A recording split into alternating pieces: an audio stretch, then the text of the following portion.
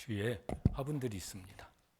저거는 이제 화분에 심고 물을 주기만 하면 삽니다. 저기 뭐 주일날 국수 갖다 줄 일 없고 밥 갖다 줄 일 없습니다.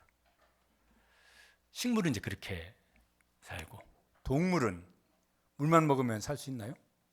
집에 강아지? 아니에요. 물도 먹여야 되고 음식도 먹여야 합니다. 그래 이제 삽니다. 사람은 어떨까요? 사람은 음식 먹고 물 먹고 그러면 이제 이렇게 만족스럽게 살까요? 내가 목마른데 시원한 물 마셨고 배고픈데 배부르게 먹었어. 더 이상 바랄 게 없어. 난 충분히 만족해. 그런 사람들이 주변에 있습니까? 없는 것 같아요.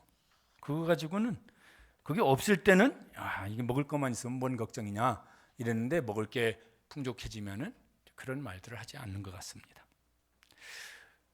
꼭 음식이 아니더라도 사람에게 목마름이라는 게 있어요. 어떤 간절함, 갈증 이런 거예요. 그것이 마음속에 간절해지면은 그걸 얻기 위한 행동을 이제 합니다. 그게 뭐 그런 생각 슬쩍 들었는데 나는 뭐 별로 그거 신경 안 써. 이러면은 이제 그걸 얻기 위해서 행동 안 하죠. 그런데 저거 내가 꼭 내가 가져야 돼. 그러면은 이제 무슨 수를 써서라도 이제 그걸 얻기 위한 이제 노력을 할 겁니다. 음식만이 아니라 물만이 아니라 이제 음식도 배고픔을 느껴야 합니다. 여러분, 그 음식은 며칠 정도 안 먹어도 살 수 있을까요? 한 4, 50일 해도 웬만하면 산대요. 해봤더니 살더라고. 근데 한 분이 와서 경고하셨어요. 그 남편 목사님은 15일째 돌아가셨으니까 조심하라고. 그런데 이제 웬만하면 이제 삽니다. 잘 이렇게 컨디션 조절하면서 물을 마시면. 그런데 물도 안 마시면 이제 얼만큼 버틸 수 있다고 그럽니까? 뭐 사람마다 다르겠지만 한 일주일, 열흘 넘기기가 어렵대요. 그러니까 살려면은 물을 먹어야 되고, 목마름을 느껴서 물을 먹어야 되고, 배고픔을 느껴서 음식을 먹어야 삽니다.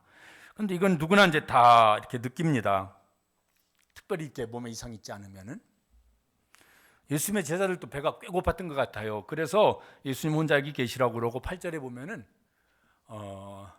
제자들이 먹을 것을 사러 그 동네에 들어갔습니다. 저게 한낮이라고 시간이 나와요. 그러니까 아침 먹고 배고픈 시간이 된 거예요. 걸어왔으니까. 그러니까 배고프니까 먹는 것부터 해야 돼. 먹는 것부터 해야 돼. 그래가지고 이제 음식을 사러 간 겁니다. 배가 안 고팠다라면은 안 갈 수도 있겠죠. 그러니까 어떤 갈증, 목마름, 배고픔 이런 것이 더 강하면은 그걸 이제 얻기 위해서 이제 무슨 노력을 이제 합니다. 예수님은 안 목말라셨을까? 그 예수님도 그 여인에게 뭘 좀 달라고 그러냐면은 물 좀 달라고 그래요. 예수님도 목마르신 거예요? 예수님은 배 안 고프셨을까? 어떠실 것 같습니까? 배고프셨죠. 그래서 마태복음 4장 2절에 보면은 40일을 밤낮으로 금식한 후에 줄이신지라. 저거 한국식으로 표현하면은 배고파 죽을 지경이 된 거예요.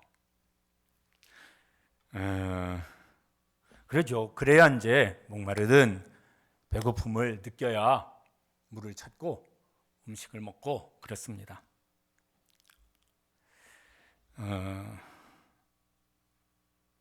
거식증, 우리 교회도 그런 분 혹시 계신지 모르겠어요. 어떤 분들이죠?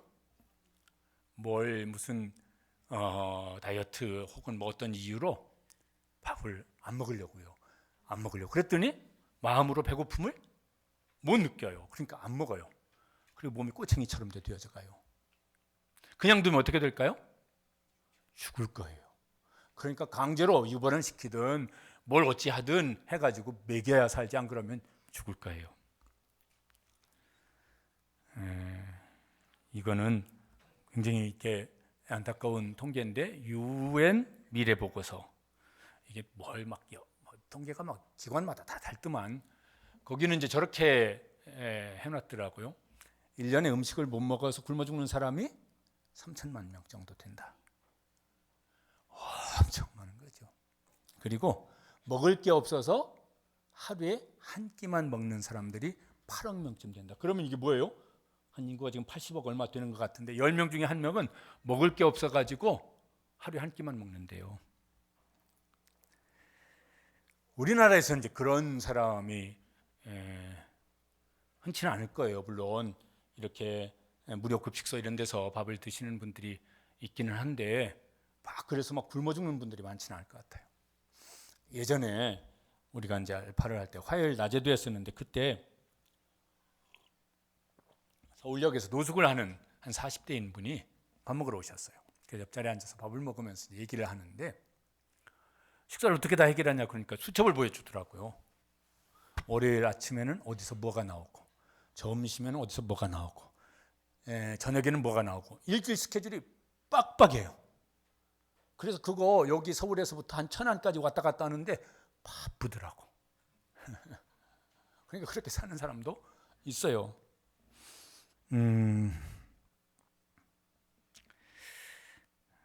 우리는 못 먹어서 막 이런 것보다는 너무 먹어서 본인은 절대로 너무 먹었다고 안 하지만은 나는 조금밖에 안 먹었다고 본인들은 말씀하시지만은 너무 먹어서 뭐 체중이 막 늘어났든지 나이를 먹었더니 당뇨가 오든지 뭐 혈압이 오든지 막 이런 분들이 계세요. 그분들은 절대로 물밖에는 안 먹더라고요. 물만 먹어도 살이 이렇게 찌는지 몰라요. 근데 그러신 분들이 계세요. 결핍을 경험해 보는 것도 참 좋겠다. 일부러라도 결핍을 경험해 보는 것은 자기 자신에게 좋을 것 같아요. 부모도 그렇고 아이도 그렇고 별로 난 입맛이 이것도 맛이 없고 봄 돼가지고 나른해서 그런지 입맛도 없고 뭐 맛있는 게 없네. 제가 적극 추천할 방법을 해드리겠습니다. 오늘 점심 국수 드시지 말고 내일 저녁 먹지 말고 모레 새끼 굶으시고 그 다음날 새끼 굶으시면은 콧구멍도 확 열려요. 길거리가 나면 다 음식 냄새만 코로 들어와. 눈도 확 열려요. 전부 다 식당 간판만 보여. 뭐라도 먹었어. 맛없는 게 있을까요? 하나도 없어요. 다 맛있어요. 근데 우리가 결핍을 경험하지 않다 보니까 이게 당연한 것으로 여기고 감사하는 마음, 만족하는 마음 이런 것이 없어지는 것 같아서 이게 꼭 다 좋은 건 아닌 것 같다는 생각이 들기도 합니다. 거기에 더하여서 우리 교회도 그 기아 대책을 통해서 이렇게 개인 후원하는 분들이 수십 명 되어지시고 또 개인적으로 또 다른 어떤 기관에 아동 후원하는 분도 계시고 꽤 많으신 것 같은데 가능한 한 끝까지 하시면 좋겠습니다. 그 사람들한테는 그게 식량도 되어지고 공부하는 학자금도 되어지고 지 혼자 게 아니라 자기 가족의 식량도 해결되어지고 막 이런데요. 그러니까 입맛도 없는데 이거 뭘 먹어야 될까 그러지 말고 새끼 드실 거 굶고 그거 한 달에 한 번씩 보내시면요 입맛 살아나지 저쪽도 살지 피차에 살 것 같아요. 동물도 식물도 사람도 생명 있는 것은 먹어야 됩니다. 물을 먹든 음식을 먹든 먹어야 됩니다. 안 그러면 죽어요. 왜 그렇습니까? 하나님이 사람을 지으실 때 사람이 몸을 지으셨는데 요건 숨만 쉬어도 살도록 지으신 것이 아니라 물을 마시고 음식을 먹고 그래야 생존할 수 있도록 하나님이 그렇게 지으셨습니다.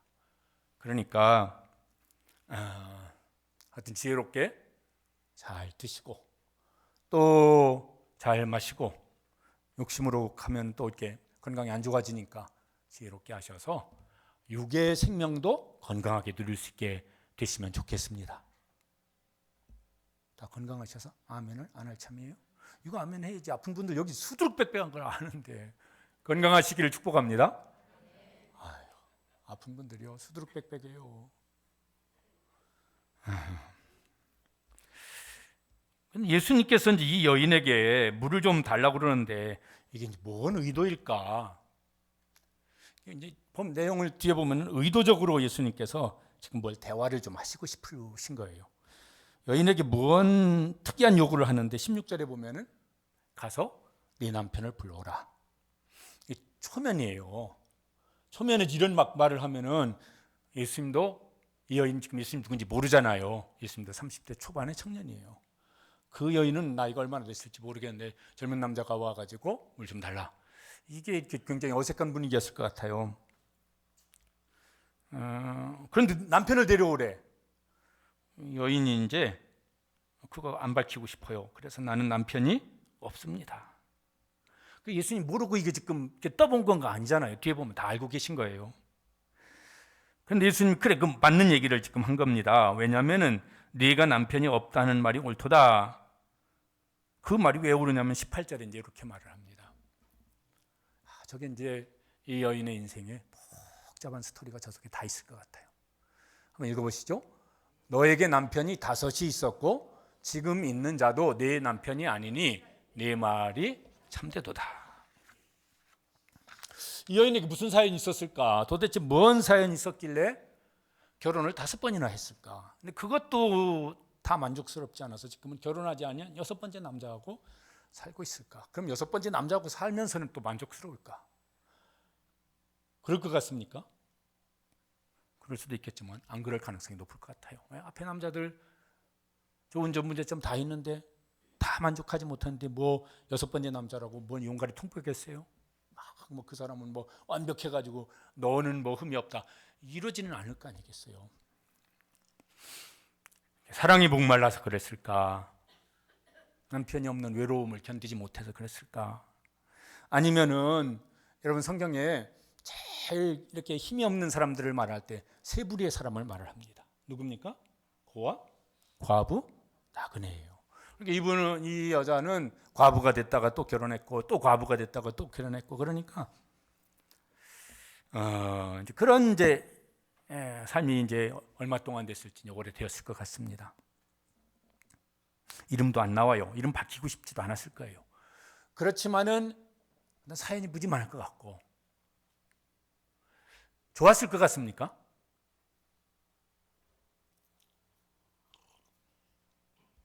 여자분들이 대답해 보시면 와 남편 5번이나 갈아치고 6번째 남자하고 살고 있으니까 와 짱이네 막 이런 생각이 드십니까?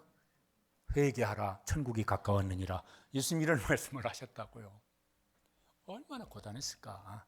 그거 이혼했는지 사별했는지는 다 모르겠으나 사별을 하는 것도 그게 쉽습니까? 이혼하는 게 그게 쉽습니까? 얼마나 어려운 그 내적 외적 이런 갈등의 기간을 겪어서 이런 선택을 한 거예요. 그런데 자기 마음속에 간절한 거야.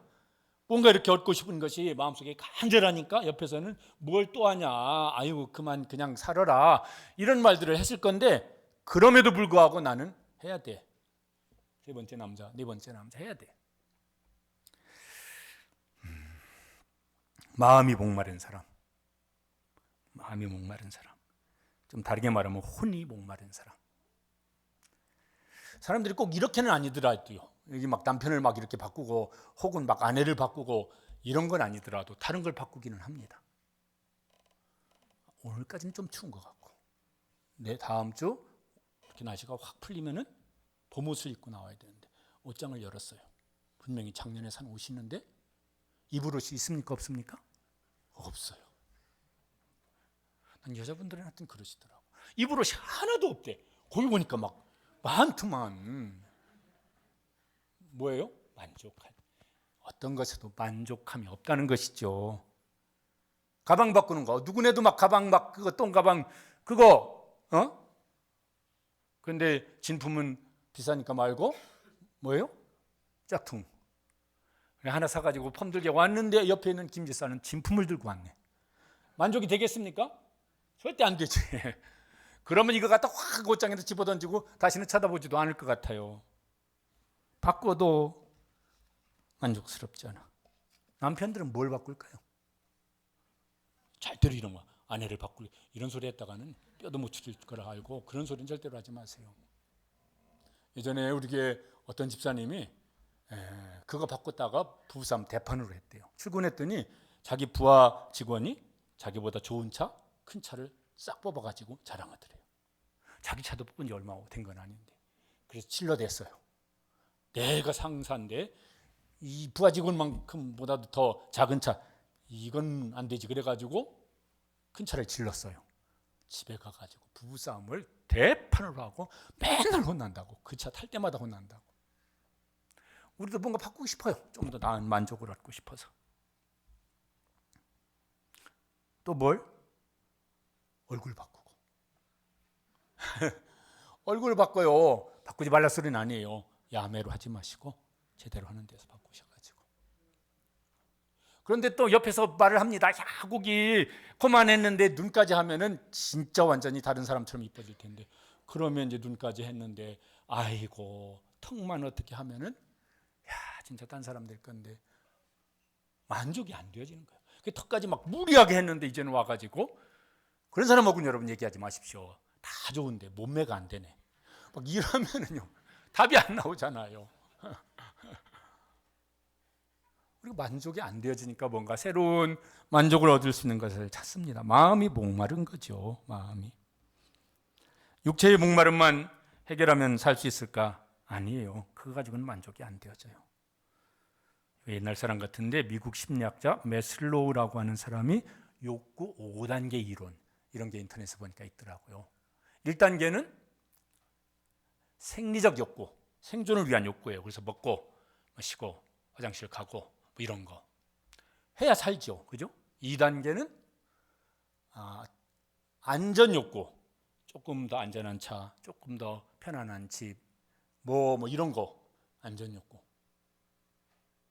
3단계는 애정과 공감의 욕구. 저는 이제 2단계부터는 이렇게 마음의 욕구인 것 같아요. 그래서 가정이든지 사회 속에서 이렇게 사랑을 받고 공감을 받고 싶은 욕구. 이거 크잖아요. 그죠? 엄청 큽니다. 그 다음에 4단계는 존중받고 싶은 욕구. 사람들에게서부터 나이 먹을수록 그런 게 더 큰 것 같습니다. 인정받고 존중받고 그래서 나이 먹을수록 막 명예를 더 추구하는 것도 있고 막 이런 것도 있는 것 같아요. 인정받고 싶으니까. 5단계는 자아 실현의 욕구.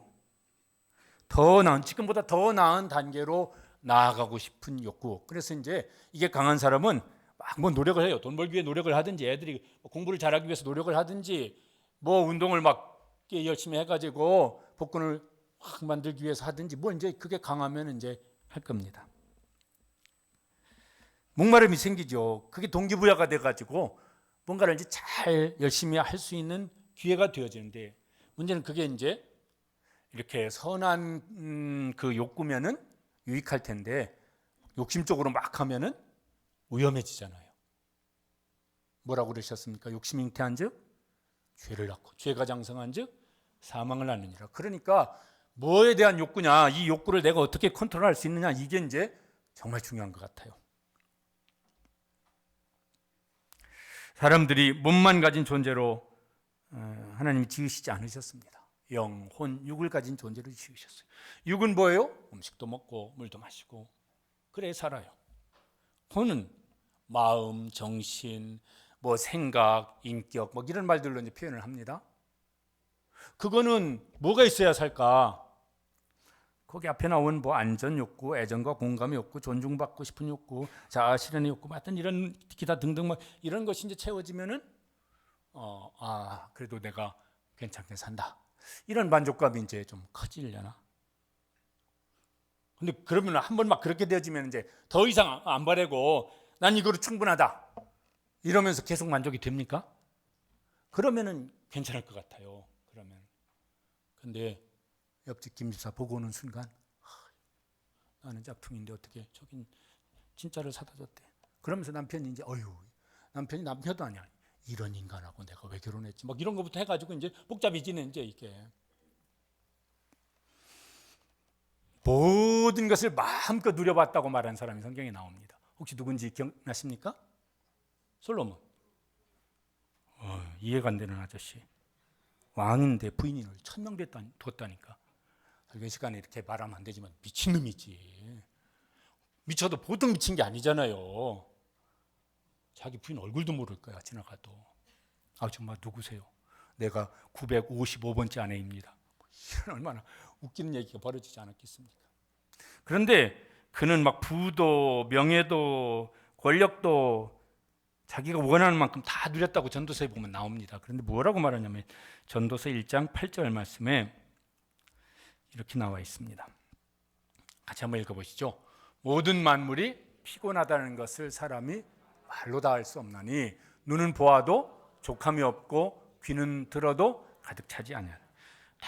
너무너무 피곤해. 왜 그러냐면은 좋은 것을 오늘 어제보다 더 좋은 것을 오늘 보아야 하는데 그 봐도 만족스럽지 않네. 솔로몬은 또 음악도 했는데 음악 소리였는지 사람의 목소리인지 모르겠지만 더 좋은 소리를 듣고 싶은데 어제 들었던 것보다 오늘 듣는 게 그렇게 좋게 들리질 않아. 더 좋은 걸 좀 찾아야 되겠는데 못 찾겠어. 열받네. 어디서 이게 더 좋은 걸 볼 수 있고 더 좋은 걸 찾을 수 있지? 이러면서 자기가 자기 마음속에 있는 그 피곤함을 말을 합니다. 우리나라 노벨 문학상을 받은 분이 있는데 그분 얘기는 이제 말고 학교 다닐 때 교과서에 나왔던 노벨상 노인과 바다를 쓴 누군지 아시나요? 저거 좀 천천히 보여주셔야 되는데 너무 빨리 보여. 저거 아시는 분들은 이제 좀 구식이 된 분들이고 모르시는 분들은 신식인 분들일 것 같고 노벨상을 받았어요. 명예, 거기에 따르는 부, 인기 막 이런 게요. 또 원하는 여자하고 막 여러 번 결혼도 하고 이제 그렇게 살았던 모양이에요. 근데 마지막에 이런 말을 이제 했습니다. 그게 유서예요. 나는 전류의 흐름이 다 끝나고 텅 비어버린 전구. 옛날 이거? 옛날 전구잖아요. 이거 백열전구. 전구와 같이 마음이 너무 고독해서 살아갈 수가 없다. 아니, 남들이 보기에는 얼마나 부럽겠어요. 근데 본인은 그렇게 하고 이제 자기가 사냥하던 총으로 자기 머리를 쏴서 죽었대요. 비슷한 사람 여자 중에서 엄청 유명했던 사람. 지구에 한 10명 빼놓고는 다 뿅가게 만들었던 여자 배우 마릴린 먼로. 그런데 그 여인도 그렇게 비슷하게 해가지고 자살을 했다고 그래요. 이야, 보통 사람은 상상할 수 없는 인기, 명예, 부, 근데 왜 만족이 안 될까? 우리는 안 되더라도 한번 돼봤으면 좋기는 하겠지만은 돼본 사람이 별거라고 그러니까 어차피 되기도 어려우니까 별거 아니라고 이렇게 접으시면은 마음이 좀 편할 것 같습니다. 만족하지 못한 채 살아가는 사람들이 얼마나 많을까? 여전히 목마른데 만족하지를 않아. 그게 채워졌는데도 만족이 안 돼. 안 채워져서도 피곤하고 채워졌는데도 만족이 안 되니까 뭘 또 먹어봐야 되나, 뭘 또 해봐야 되나 이러면서 이제 하고 있는 거예요.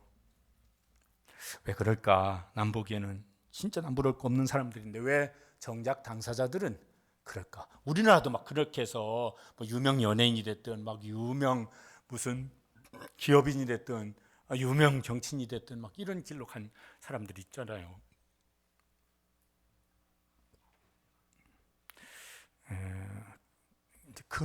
더 근원적인 욕구가 해결이 안 되어져서 예수님은 이제 그걸 이제 말씀을 합니다.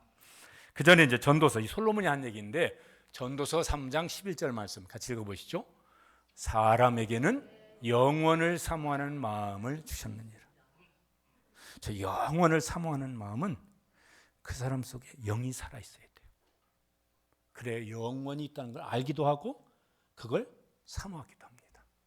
그 사람 속에 영이 죽어 있으면은 영원히 있기는 뭐가 있어. 인정 안 합니다. 그리고 그게 뭐가 생겨? 좋아하지도 않습니다. 하나님이 사람을 지으실 때 창세기 2장 8절에 보면은 이렇게 지으셨어요. 7절 같이 읽으시죠. 여호와 하나님이 땅의 흙으로 사람을 지으시고, 저건 이제 뭐겠습니까? 몸이에요. 생기를, 저거는 이제 영이라고도 하고 또 영혼이라고도 하고 그래요. 생기를 그 코에 불어넣으시니 사람이 생명이 된지라. 생명이 됐다는 말은 살아있는 생명체가 되었다는 거예요. 뭐가 다 들어갔을 때? 육이 있고 혼이 있고 영이 그 사람 속에 들어갔을 때 이 사람이 살아있는 생명체가 되었다고. 그런데 세상 사람들은 이런 거 인정을 안 하죠. 성경은 뭐예요? 우리 영이 죽은 것을 뭐라고 그럽니까? 허물과 죄로 죽었던 너희라고 말씀합니다. 왜 그러면은 하나님을 인정을 안 해요? 알려고 하지도 않아요. 인도에는 신이 3억 5천 개래요. 왜 3억 5천 개냐면은 인구가 3억 5천 명일 때 조사한 거래요. 지금 15억이라 인도 인구가 15억이에요. 그러니까 신이 몇 개쯤 될까요? 한 15억 개쯤 되는 모양이에요. 뭔가 자기 속의 깊은 곳에 내가 무슨 힘쓰고 애쓰고 노력해서 안 되는 뭐가 욕구가 있는데 그 영이 죽어 있어서 하나님을 모르니까 어떤 무슨 동물이 됐든 식물이 됐든 어떤 신에게 이제 의존하려고 하는 것이죠. 예수님이 이 육과 혼이 목마른 여인에게 물을 요구하셨어요. 그 여인이 당황스러워했습니다. 9절 말씀 보면 이런 게 있어요. 이는 유대인이 사마리아인과 상종하니 접촉을 안 했어요. 저 상종하지 않는다는 말은 물을 마시기 위해서 같은 그릇을 안 쓰는 거래요. 그게 상종하지 않는다는 말. 그만큼 유대인들이 사마리아인에게 대해서 그냥 부정적인 편견을 가지고 있었던 거죠. 그런데 예수님이 지금 물 얘기가 지금 아니라 진짜 의도하시는 게 있어서 이제 그 대답과 상관없이 예수님이 이제 말씀을 하세요. 뭐라고 말씀하시냐면 10절 말씀 읽어보시겠습니다.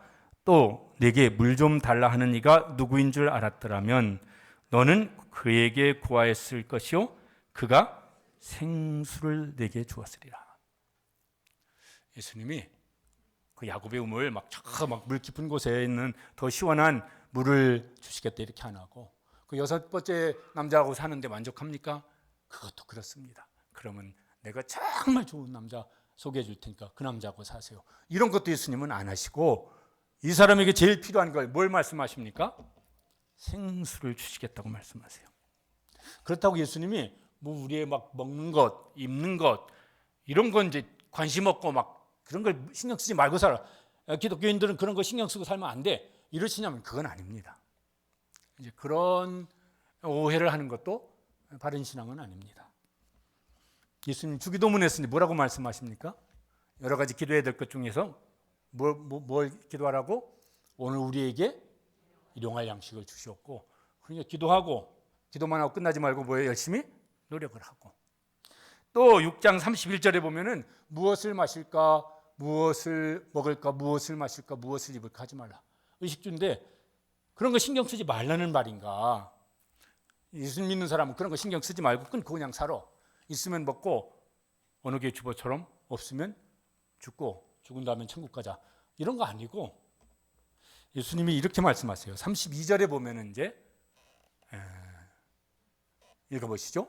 너희 하늘 아버지께서 이 모든 것이 너희에게 있어야 할 줄을 아시느니라.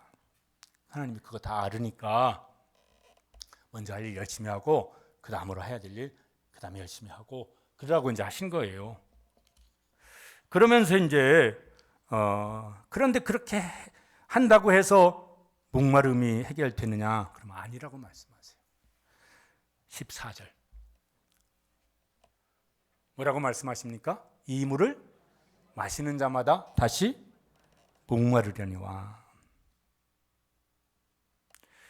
사람에게 제일 필요한 게 생명이죠. 어떻게든 막 그 생명이 조금만 더 일주일이라도 더 살기를 위해서 여기 병원에 입원한 안나 어르신들 계세요. 그 자녀가 일주일이라도 우리 부모님이 더 사셨으면 며칠이라도 더 사셨으면 그래가지고 얼마나 마음이 간절한지 몰라요. 그런데 그래도 또 어떻게 될까요? 아마 이제 일주일 갈지 1년 갈지는 모르겠지만 돌아가실 거예요. 다시 목말라진다고요. 이 여인에게는 지금 뭔 얘기를 할까? 지금 이렇게 물 떠왔는데 그거 마시고 저녁 때 되면 또 목말라요. 이걸 말하는 것도 있겠지만은 첫 번째 남편하고 결혼해서 살았죠. 만족스러웠습니까? 그러면은 두 번째 남자하고 안 살았을까요? 두 번째 남자하고 살아보니까 만족스러웠습니까? 그랬더라면은 6번까지 안 갔을 거예요. 3번, 4번, 5번, 6번째 가는데 다시 목마르려니와 다시 목마름이 해결되지를 않아요. 이게 이제 우리 속에 있는 거죠. 그죠? 그래서 막 그 목마름을 해결하려고 하면은 여간 피곤한 게 아닐 수 없는 것 같아요. 그게 다 해결되지도 않지만은 설령 해결된다고 해도 그 만족이 오래 가느냐면은 안 그렇잖아요. 우리가 얻었던 것을 이렇게 생각을 해보면 안 그렇잖아요. 그래서 예수님께서 진짜 근원적으로 필요한 거, 그거를 이제 말씀을 하십니다. 14절 다시 한번 읽어보시겠습니다. 내가 주는 물을 마시는 자는 영원히 목마르지 아니하리니 내가 주는 물은 그 속에서 영생하도록 솟아나는 샘물이 되리라. 생수를 말할 때 예수님 자신을 말씀하기도 하고 성령님을 말씀하기도 하고 구약 성경에는 성부 하나님을 말씀할 때도 있어요. 그러니까 생수는 그냥 하나님이세요. 하나님이 예수 그리스도를 보내셔서 우리에게 이제 생수를 주시려고 보내신 거예요. 생수를 마신다고 하는 건 뭘까요? 예수님을 믿는 거예요. 예수님을 진짜 나의 구주로 진심으로 믿는 거예요. 그러면 그에게 뭐예요? 구원을 주시는데, 지난주 그 전주에 말씀드렸던 것처럼 그 구원 속에 뭐가 들어가 있냐면은 영생이 들어있어요. 영생은 이거 뭘까? 한번 생각해 보십시오. 영생은 죽은 다음에 죽은 다음에 저 주님 품에 안겨서 누리는 걸까요? 지금 예수님을 믿는 우리가 누릴 수 있는 걸까요? 이 대답이 이제 분명해야 됩니다. 죽은 다음에 저기 무슨 하나님 품에 가서 누리는 게 아니고 이미 영생을 주셨어요. 그러니까 우리가 뭐예요? 그 영생을 누리고 사는 것이 맞아요. 그러면 영생을 누린다고 하는 게 뭘까? 찬송가에 보면은 어떤 분이 이런 찬송시를 지었습니다. 하늘을 두루마리 삼고 바다를 먹물 삼아도 그 크신 하나님의 사랑 다 기록할 수 없겠네. 어떤 분은 하나님의 사랑을 어떤 정도로 느끼냐면은 이 하나님의 사랑은 하늘 두루마리 삼고 바다 먹물 삼아도 다 기록할 수가 없어. 그 사랑을 계속 누리고 산다면은 얼마나 좋을까요? 영생을 누리는 거예요. 그 앞에 302장에 보면 뭐라고 되냐면은 얕은 물가에서 잊지 말고 은혜의 바다로 내 마음껏 저어가라. 그 찬송 시인은 하나님께서 우리에게 주신 은혜, 이게 은혜의 바다 속에서 끝이 없고 한계가 없는 은혜를 지금 누리고 있어요. 그게 뭐예요? 영생을 맛보고 영생을 누리는 거예요. 바울 사도는 감옥에 갇혀 있는데 아이고 얼마나 고생 많이 했습니까? 그런데 막 그 디모데전서 4장 유명한 말씀 보면은 이제 후로는 나를 위하여 죽어도 이루신 재판장이 그날에 내게 승리의 관을 주실 것이다. 그래서 죽음을 이렇게 생각을 하고 있는데 마음이 막 이렇게 금메달 시상대에 올라가는 사람처럼 그렇게 있어요. 벌벌 떨지 아니하고 뭐예요? 영생을 맛보고 누리는 사람인 거죠. 다양한 것이 이제 있을 겁니다.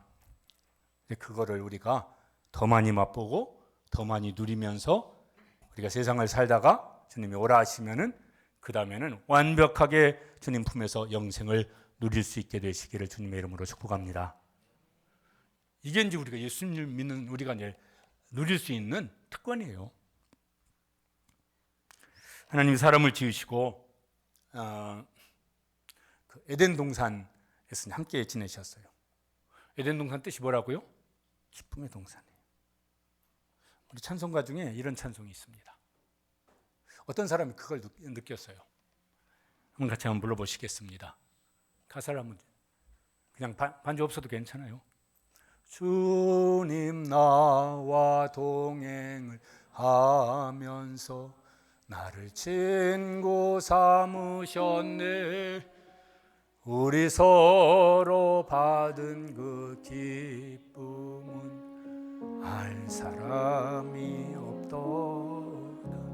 저 찬송 시인은 내가 주님과 동행하면서 누리는 기쁨을 이게 세상 어떤 사람이 알까? 나는 막 이게 이렇게 가득한데 영생을 맛보고 누리며 사는 사람이죠. 이제 그 영생을 맛보고 누리려면은 우리가 영혼의 갈증을 많이 느껴야 될 것 같아요. 다른 어떤 것보다도 영혼의 갈증이. 시편 42편 어떤 분이 그런 자기 영혼의 갈증을 그렇게 이제 말한 적이 있습니다. 한번 읽어보시죠. 하나님이여, 사슴이 시냇물을 찾기에 갈급함 같이 내 영혼이 주를 찾기에 갈급하니이다. 그러면서 이제 그는 그 뒤에 여러 가지 말들을 합니다. 그렇게 진짜 목마름이 간절해서 그런 행동을 했어요. 그리고 하나님께서 그에게 하시는 일을 이제 경험을 한 것입니다. 이 여인이 이제 어떻게 살았을까는 이제 다음 주에 이미 결과를 대부분 성도들이 아시지만 이제 다음 주에 설교를 하도록 하겠습니다. 다시 이제 말씀을 좀 정리를 하면은 육의 목마름도 느껴야 합니다.